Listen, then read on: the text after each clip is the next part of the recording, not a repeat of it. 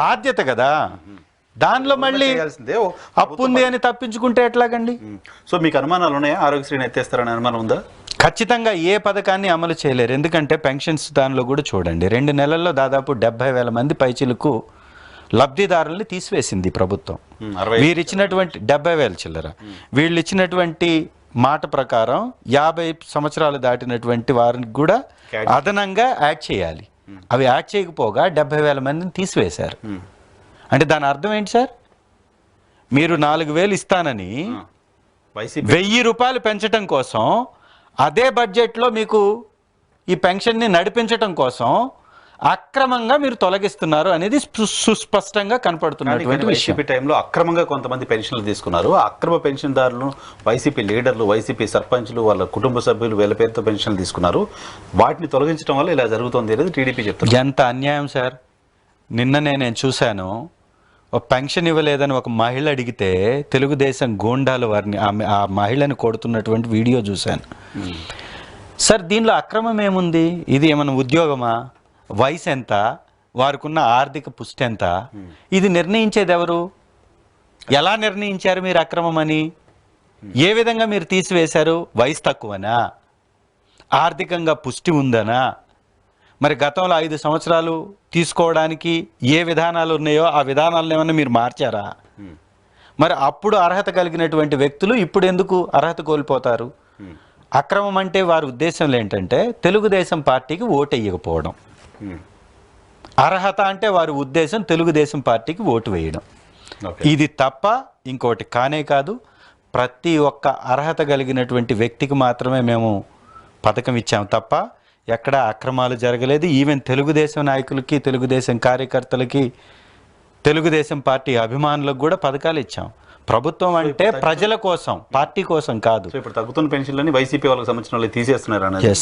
YCP వాళ్ళు అక్రమంగా తీసుకుని తీసేస్తామని వాళ్ళు చెప్తున్నారు. అక్రమంగా ఎలా అనేది మీరు మాట్లాడుతున్నారు.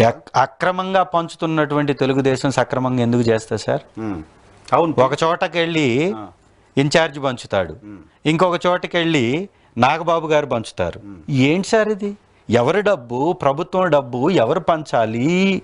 అధికారి చేతిలో ఉండాల్సినటువంటి పథకం, ప్రభుత్వం చేయాల్సినటువంటి పనిని రాజకీయ నాయకుడు ఎలా చేస్తాడు సార్? అదే గొప్పలాగా నాయకుల్ని వారు ప్రోత్సహిస్తున్నటువంటి విధానం. మీరేమో మీ కార్యకర్తలకు వాలంటీర్లను పేరు పెట్టి పంచారు, వాళ్ళేమో నేరుగా నాయకులు. సార్ వారు ఉద్యోగస్తులు కదా వాలంటీర్లు. ఎంత దుర్మార్గం! దీని మీద ప్రచారం చేయడంలో కూడా నిజంగా ఆలోచన ఉండాలి. ఒకవేళ వాళ్ళు మా కార్యకర్తలు అయితే 10,000 ఎందుకు ఇస్తానన్నా నువ్వు? మీరే కదా 10,000 ఇస్తానన్నారు.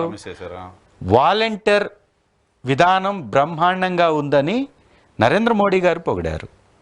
వాలంటీర్ విధానాన్ని మేము కొనసాగిస్తామని చంద్రబాబు నాయుడు గారు చెప్పారు. 10,000 ఇస్తానని ప్రతి ఒక్క నాయకుడు ఊదరగొట్టాడు.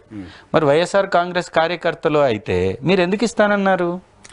మేము కొత్తగా పెడతామని ఎందుకు చెప్పలేదు? ఆ రోజు ఉన్నటువంటి వాళ్ళందరినీ తొలగిస్తామని ఎందుకు చెప్పలేదు? ఎందుకంటే ఓడిపోతారు అనే భయం, వారి ఓట్లు పడవేమనేటటువంటి భయం. వారిని 10,000 ఇస్తానని మభ్యపెట్టి మోసం చేస్తున్నాడు ఇవాళ చంద్రబాబు నాయుడు గారు. ఇది చాలా తప్పు. ఖచ్చితంగా ఉండాలి, ఉంటేనే మంచిది. ఎందుకంటే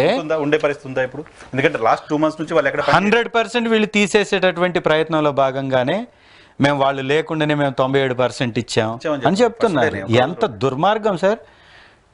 పెన్షన్స్ అందరిని ఒక చోటకు పిలిచిస్తున్నారు. ఎక్కడ బట్టినా కుప్పలు తెప్పలుగా ఆ లబ్ధిదారులు వచ్చేసి ఆ ఎండల్లో కూర్చొని అక్కడ పథకం తీసుకుని వెళ్తుంటే వీళ్ళు ఇంటికి వెళ్ళి ఇస్తున్నామని ప్రచారం చేసుకుంటున్నారు. 100% తప్పు. చాలా విజువల్స్ కనపడుతున్నాయి. చంద్రబాబు కొన్ని చోట్ల కనపడతాయి సార్. చంద్రబాబు నాయుడు గారు ఇప్పుడు జగన్మోహన్ రెడ్డి గారి యొక్క గొప్పతనం అదే.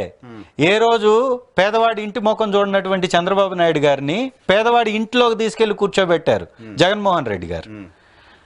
సో ఇది జనాలను మెప్పించడం కోసం చంద్రబాబు నాయుడు గారు వెళ్ళి ఒకరోజు కూర్చొని వస్తున్నాడు తప్ప వీళ్ళ నాయకులందరూ ఆ గ్రామాలలో ఒక చోటకు పిలిపించి పథకాలు ఇస్తున్నారు. ఇది గుర్తుంచుకోవాలి.